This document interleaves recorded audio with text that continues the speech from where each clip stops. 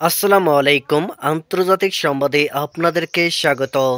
আমাদের হাতে এসেছে একটি গুরুত্বপূর্ণ ভয়ঙ্কর সংবাদ। ইরান কখনো আপোস করবে না জানালেন খামেনি। থাকছে বিস্তারিত প্রতিবেদনে। ইরানের সর্বোচ্চ নেতা আয়াতুল্লাহ আলী খামেনি বলেছেন, ইরান কখনোই জার্মানিদের অর্থাৎ ইসরায়েলের সঙ্গে আপোস করবে না। সামাজিক যোগাযোগ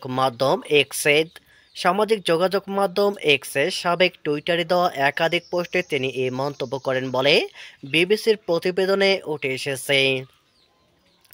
এক পোস্টে খামেনি লিখেছেন, আমরা জার্মানিদের প্রতি কোনো দয়া দেখাবো না। আরেক পোস্টে তিনি লেখেন, যুদ্ধ শুরু হলো। এই মন্তব্যগুলো তার একাধিক ভাষায় পরিচালিত এক্স অ্যাকাউন্টে প্রকাশিত হয়েছে। মার্কিন প্রেসিডেন্ট ডোনাল্ড ট্রাম্প খামেনিকে নিয়ে মন্তব্য করার পর এটি ছিল তার প্রথম প্রকাশ্য প্রতিক্রিয়া। ডোনাল্ড ট্রাম্প বলেছিলেন, যুক্তরাষ্ট্র জানে খামেনি কোথায় আছেন, কিন্তু এই মুহূর্তে তাকে হত্যা করবেন না।